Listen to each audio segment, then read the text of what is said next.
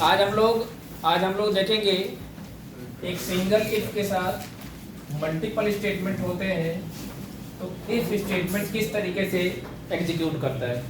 कहने का मतलब ये है, कल आपने देखा था एक सिंगल इफ के साथ एक स्टेटमेंट था, आज एक सिंगल इफ के साथ मल्टीपल स्टेटमेंट अगर होंगे तो उस केस में इफ स्टेटमेंट किस तरीके से बिहेव करेगा उसको जानते हैं। तो यहाँ पे देखिए मैंने क्या कहा कि इफ स्टेटमेंट कितने होंगे, एक।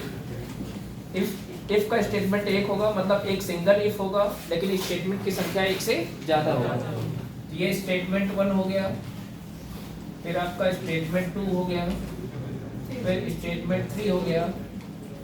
ऐसे ऐसे बहुत सारे स्टेटमेंट हो सकते हैं। अब इस केस में देखिए हमने अगर कर्ली ब्रेस यूज किया तो उसका अलग मीनिंग होगा, अगर नहीं यूज किया तो उसका अलग मीनिंग होगा। हम दोनों सिनेरियो को देखेंगे, है ना, किस तरीके दोनों सिनेरियो में देखेंगे कि स्टेटमेंट किस तरीके से बिहेव करता है। अभी फिलहाल हम देखते हैं कि इफ के साथ हमने मल्टीपल स्टेटमेंट लिखा हुआ है, वो भी बिना कर्ली ब्रेस के। तो देखते हैं क्या होगा अगर इफ की कंडीशन ट्रू होगी। अगर इफ की कंडीशन ट्रू होगी, ये कंडीशन ट्रू होगी तो स्टेटमेंट 1 एग्जीक्यूट करेगा, स्टेटमेंट 2 भी एग्जीक्यूट करेगा, स्टेटमेंट 3 भी एग्जीक्यूट करेगा। इसके अलावा बाकी और भी जितने स्टेटमेंट होंगे सारे के सारे स्टेटमेंट एग्जीक्यूट करेंगे। कब? जब इफ की कंडीशन होगी ट्रू। अगर इफ की कंडीशन होती है फॉल्स, इफ की कंडीशन होती है फॉल्स तो सिर्फ पहली लाइन को छोड़ेगा, मतलब पहले स्टेटमेंट 1 को एग्जीक्यूट नहीं करेगा, उसके बाद के जितने भी स्टेटमेंट होंगे सारे स्टेटमेंट को एग्जीक्यूट करेगा। ये कॉन्सेप्ट आप ध्यान में रखेंगे, ठीक है। जैसे मैं यहाँ पे एक एग्जांपल कराता हूँ, void main int a equal to 15, b equal to 6,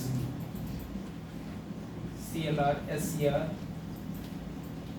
if a less or equal to b, a is equal to 100, b is equal to 200, print of a is equal to mod d slash n, a is equal to mod d slash n, b is equal to mod d slash n, a comma b। इसको ध्यान से देखिए, ये बिल्कुल जैसा मैंने syntax बताया है उसी पे आधारित मैंने एक एग्जांपल लिया हुआ है। यहाँ पे देखिए क्या होगा, आपको पता है कि हमारे प्रोग्राम का एग्जीक्यूशन कहाँ स्टार्ट होता है, मेन से। दूसरे पे ये लाइन एग्जीक्यूट करेगी तो 15 चला जाएगा ए में, 6 चला जाएगा बी में। अब उसके बाद आपको पता है CLR SCR एग्जीक्यूट करेगा। अब यहाँ पे आते हैं, यहाँ पे ध्यान से देखिए ए की वैल्यू कितनी लिखी गई है 50, बी के जगह बी की वैल्यू रखिए, ठीक है। और अब यहाँ पे कंडीशन को टेस्ट करिए, क्या 15 इफ का मतलब यदि ए की वैल्यू लेस और इक्वल होगी किसके, बी के। ए की वैल्यू का मतलब 15, बी की वैल्यू का मतलब 6। यदि 15 6 से छोटा या बराबर होगा तो कंडीशन ट्रू होगी। क्या 15 6 से छोटा या बराबर है? नहीं। तो कंडीशन फॉल्स होगी। तो हमने क्या बताया, पहले स्टेटमेंट को छोड़ेगा, यानी इस ए को एग्जीक्यूट नहीं करेगा, इसको छोड़ेगा लेकिन बी को एग्जीक्यूट करेगा क्योंकि कंडीशन फॉल्स हुई ना, और इसके साथ साथ इसको भी एग्जीक्यूट करेगा, बाकी सारे स्टेटमेंट एग्जीक्यूट करेंगे। तो होगा क्या, होगा ये कि ए की वैल्यू 15 थी ना, तो 15 ही रहेगी, लेकिन बी की वैल्यू 6 थी। क्योंकि ये स्टेटमेंट एग्जीक्यूट हो रहा है जिसका मतलब ये हो गया कि 200 किस में चला गया, बी में। तो पहले से जो बी की वैल्यू होगी वो हट जाएगी, बी की वैल्यू कितनी हो गई 200। और जब ये प्रिंटफ एग्जीक्यूट जब ये स्टेटमेंट एग्जीक्यूट करेगा, मतलब स्टेटमेंट नंबर 3, तो क्या करेगा, ये प्रिंटफ प्रिंट करेगा। जैसा स्टेटमेंट होगा वैसा ऑपरेशन परफॉर्म करेगा। तो ये प्रिंटफ क्या करेगा, a is equal to mod d के जगह पे a की वैल्यू यानी 15 स्लैश n है ना, स्लैश n का मतलब new line, b is equal to mod d के जगह कितना प्रिंट करेगा 200। तो ये हमारा आउटपुट आएगा कब, जब इस प्रोग्राम को हम टर्बो सी कंपाइलर पे या विजुअल स्टूडियो कोड पे किसी भी कंपाइलर पे इस प्रोग्राम को कंपाइल करा के रन कराएंगे तो हमको आउटपुट यही मिलेगा। समझ में आई बात? ठीक है, इसको नोट कर लिए। फिर एक दूसरा सिनेरियो बताते हैं। अब हम सुने, एक तो एग्जांपल ये हो गया ना। अब इसमें हमने एक चीज बताया था, ये सिनेरियो किस पे था, जब ये कंडीशन फॉल्स हुई है। एक दूसरा पहला केस मैंने बताया था कि जब कंडीशन ट्रू होगी तो स्टेटमेंट 1, स्टेटमेंट 2, स्टेटमेंट 3 भी एग्जीक्यूट करेगा।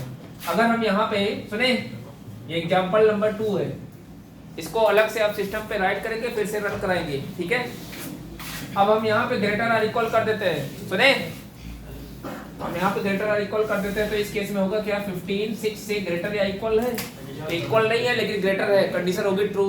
जब ट्रू होगी तो होगा क्या, अब ये लाइन भी एग्जीक्यूट करेगी, ये भी, और इसके साथ साथ ये भी, सारे स्टेटमेंट एग्जीक्यूट करेंगे तो होगा क्या, ए की वैल्यू चेंज हो जाएगी, तो ए की वैल्यू चेंज हो जाएगी, कितनी हो जाएगी 100, और ये तो एग्जीक्यूट कर ही रहा है, तो बी के अंदर कितना हो गया 200। समझ में आ गया। एक और मैं सिंटेक्स लिखता हूँ यहाँ पे, देखें तीसरा सिंटेक्स, इफ के साथ कंडीशन होता ही होता है, आपको पता है, ये तो एग्जांपल था। अब अगर सुने, इफ के साथ अगर मल्टीपल स्टेटमेंट होंगे और वो मल्टीपल स्टेटमेंट किसमें होंगे, बॉडी के अंदर होंगे। अभी तक बॉडी नहीं था, लेकिन अब हम इस तरीके से कर्ली ब्रेसेस के अंदर रखते हैं, तब देखते हैं इफ स्टेटमेंट किस तरीके से एग्जीक्यूट करता है। इस बार भी हमने 3 स्टेटमेंट लिया, लेकिन इस बार हमने क्या किया कि इन तीनों स्टेटमेंट को हमने किसके अंदर डाल दिया, कर्ली ब्रेस के अंदर।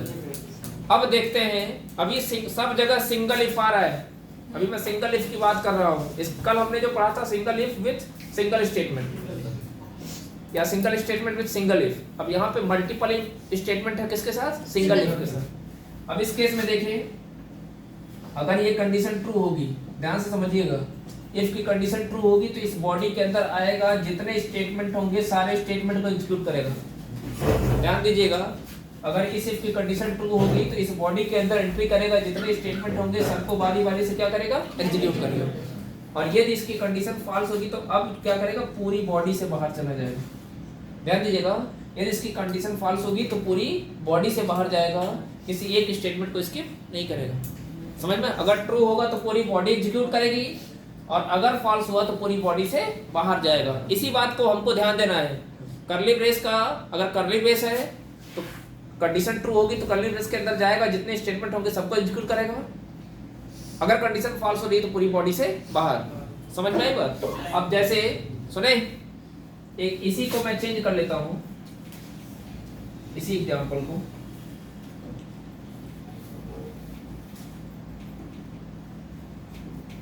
यहाँ पे मैं लेस आर इक्वल कर दे रहा हूँ या इक्वल कर दे रहा हूँ simply.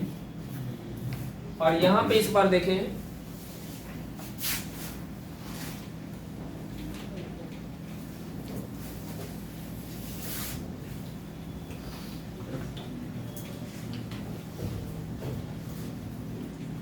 If a is equal to b, ठीक है, कर्ली ब्रेस में a is equal to 50, b is equal to 60। देखिए ध्यान से, यहाँ पे हमने क्या कर दिया, इस बार दो स्टेटमेंट, इस बार इसकी बॉडी है, मतलब इस बॉडी के अंदर क्या है, a इज इक्वल टू 50 है, b इज इक्वल टू 60 है। अब देखिए क्या होगा, a की वैल्यू रखते हैं यहाँ पे 15, b की वैल्यू कितनी है 6। क्या 15 6 के बराबर है, कंडीशन होगी फॉल्स तो पूरी बॉडी से बाहर जाएगा और प्रिंट करेगा a और b की वैल्यू। लेकिन अब बात यहाँ पे ये फंसती है कि a और b की वैल्यू होगी क्या, क्योंकि ये स्टेटमेंट एग्जीक्यूट किया नहीं, ये दोनों स्टेटमेंट एग्जीक्यूट किए नहीं, तो a और b की वैल्यू क्या होगी, तो a और b की वैल्यू जो शुरुआत में हमने दिया होगा वही वैल्यू उठा के क्या कर देगा, प्रिंट कर देगा। यानी प्रिंट करेगा a equal to 15, b equal to 6। इसको भी नोट कर लीजिए, दूसरा तीसरा सिंटेक्स।